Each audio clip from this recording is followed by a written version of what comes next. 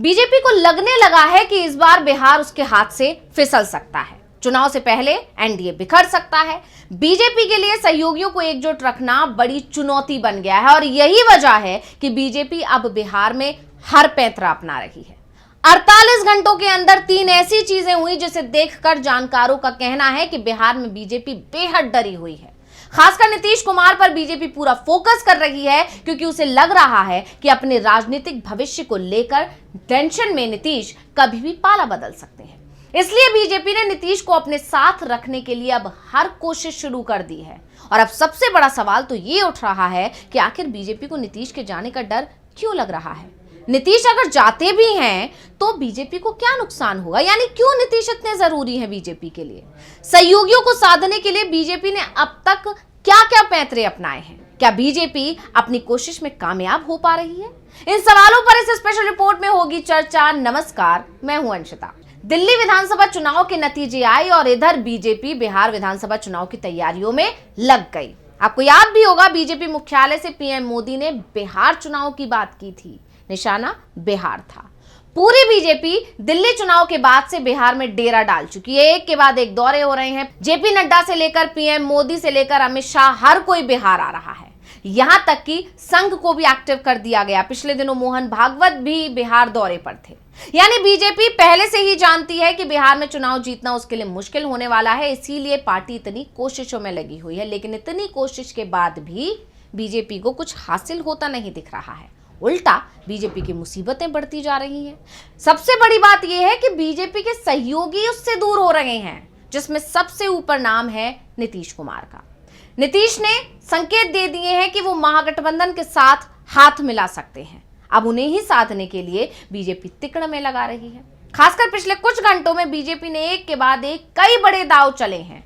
अब ऐसे दावे क्यों किए जा रहे हैं, इसके लिए पिछले कुछ दिनों के घटनाक्रम को देखना होगा और फिर कड़ियां जोड़नी होंगी।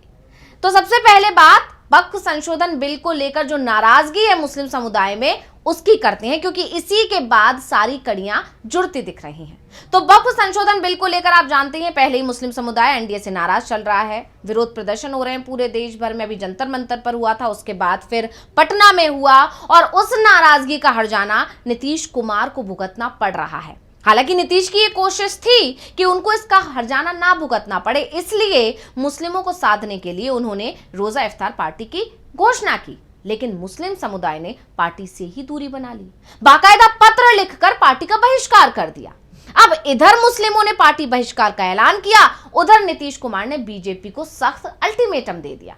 नीतीश ने बीजेपी आलाकमान तक संदेश पहुंचा दिया कि अगर जेडीयू का साथ चाहिए तो मुस्लिमों को मनाना जरूरी है। ऐसा पहले भी नीतीश कर चुके हैं, जब एनडीए की बैठक नीतीश कुमार ने बुलाई थी। अब बीजेपी पर एक बार फिर वो दबाव बना रहे हैं। तो बीजेपी पर दबाव बनाने के लिए नीतीश ने तेजस्वी को इफ्तार पार्टी में आने का न्योता भी दे दिया। अब नीतीश के इस दाव का असर यह हुआ कि बीजेपी दबाव में आ गई और बीजेपी ने मुस्लिमों को साधने के लिए सौगातें मोदी देने का ऐलान कर दिया।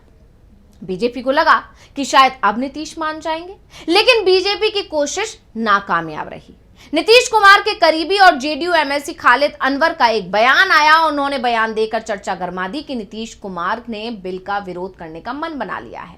यानी नीतीश कुमार के लिए अब मुस्लिम समुदाय, जो कि उनका कोर वोटर है, वो बहुत ज्यादा जरूरी है। अब नीतीश ने खुद आकर तो नहीं कहा, लेकिन अपने करीबी के जरिए से एक ऐसा बयान दिलवा दिया जिसके बाद से ये माना जा रहा है कि बीजेपी की मुस्लिमों को साधने की कोशिश फेल साबित हुई है।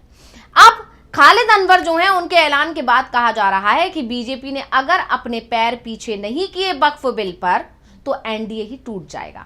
उन्होंने कहा कि मुसलमानों में विधेयक को लेकर डर है, जब तक शंकाएं मुसलमानों की दूर नहीं होंगी तब तक संसद में पास नहीं होगा।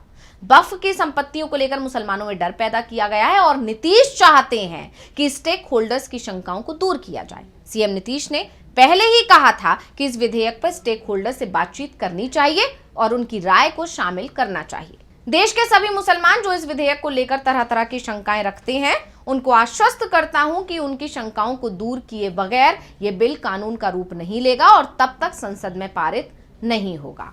अब खालिद अनवर के बयान से यह साफ है कि वक्फ बिल का जो वर्तमान स्वरूप है उसका समर्थन जेडीयू नहीं करेगी। अब इस बयान की टाइमिंग को देखिए। वक्फ बिल को लेकर मुसलमानों की नाराजगी, मुसलमानों की नाराजगी के चलते इफ्तार पार्टी जो कि नीतीश की तरफ से दी गई थी उसका विरोध, और उसके बाद वक्फ बिल को लेकर ही मुसलमानों ने प्रदर्शन किया पटना में, और उसके बाद खालिद अनवर का ये बयान आ जाता है। और इसके बाद सभी की निगाहें टिक जाती हैं बीजेपी की तरफ से बुलाई गई एनडीए की बैठक पर कि क्या इसमें नीतीश पहुंचेंगे या फिर इससे भी दूरी बना लेंगे, क्योंकि लगातार नीतीश बीजेपी से दूरी बना रहे हैं। लेकिन जैसा कि कहा जा रहा था या जैसे कयास थे, हुआ भी ठीक वैसा ही। नीतीश ने इस बैठक से भी दूरी बना ली और बीजेपी को संकेत दे दिया कि वो इतनी आसानी से मानने वाले नहीं हैं। अब इधर एनडीए टूट रहा है क्योंकि नीतीश दूरी बना रहे हैं, चिराग भी कहीं ना कहीं नाराज हैं, दबाव बनाने की कोशिश कर रहे हैं, और उधर विपक्ष लगातार मजबूत हो रहा है। मुस्लिम भी अब विपक्ष के साथ खड़े हैं। कांग्रेस और आरजेडी की बढ़ती नजदीकियों से भी बीजेपी परेशान है, यानी कि महागठबंधन मजबूत हो रहा है। और यही वजह है कि बीजेपी ने दिल्ली में आनन फानन में एनडीए के सभी सांसदों की बैठक भी बुलाई थी, जिससे सहयोगियों को वो साध सके। अब महागठबंधन की मजबूती को देख के बीजेपी को एनडीए के कमजोर होने का डर सता रहा है, और बीजेपी का यही डर देखने को मिला भी। दिल्ली में बिहार के एनडीए सांसदों की बैठक हुई, और ये अहम बैठक भारतीय जनता पार्टी के सांसद संजय जायसवाल के घर पर बुलाई गई। इस बैठक में बीजेपी अध्यक्ष जेपी नड्डा भी शामिल हुए थे। वहीं गिरिराज सिंह, चिराग पासवान, ललन सिंह और जीतन राम मांझी समेत बिहार एनडीए के लगभग सभी सांसद मौजूद रहे। बैठक में जेपी नड्डा ने एनडीए नेताओं से कहा कि हम सब मिलकर चुनाव लड़ेंगे और जीतेंगे। अब खास बात यह रही कि बैठक में एक बार फिर कहा गया कि बिहार सीएम नीतीश कुमार की अगुवाई में मिलकर हमें काम करना है, लेकिन यह अभी भी साफ नहीं हुआ कि एनडीए अगर जीता बिहार में तो सीएम कौन होगा। अब चुनाव को देखते हुए इस बैठक को काफी महत्वपूर्ण माना जा रहा है। अब इस बैठक को लेकर यह कहा जा रहा है कि सिर्फ सहयोगियों को साधने के लिए यह बैठक बुलाई गई, क्योंकि बिहार विधानसभा चुनाव को लेकर एनडीए में अभी सीट बंटवारे का कोई फॉर्मूला तय नहीं है, लेकिन घटक दलों ने अपनी मांग रखनी शुरू कर दी है। इसलिए बीजेपी के लिए यह जरूरी हो गया है कि वो एनडीए के सहयोगियों को साधे, क्योंकि कहीं ऐसा ना हो कि सहयोगी एनडीए का साथ छोड़कर महागठबंधन का हाथ थाम लें। क्योंकि आप जानते ही हैं कि चाहे वो नीतीश हो चाहे वो चिराग हो, दोनों के ही तेजस्वी से और लालू यादव से अच्छे संबंध हैं, यानी कि आरजेडी से नजदीक है। क्योंकि ये भी साफ है कि बिहार में बीजेपी के जितने भी सहयोगी हैं उन सब की विचारधारा पार्टी से यानी कि बीजेपी से बिल्कुल अलग है। ऐसे में अपने कोर वोटर्स को छिटकता देख वो पाला भी बदल सकते हैं, और इसीलिए बीजेपी ने बैठक बुलाई थी और सबको एकजुट करने की कोशिश की थी। लेकिन बीजेपी की ये कोशिश कामयाब नहीं हुई, क्योंकि नीतीश इस बैठक में आए ही नहीं।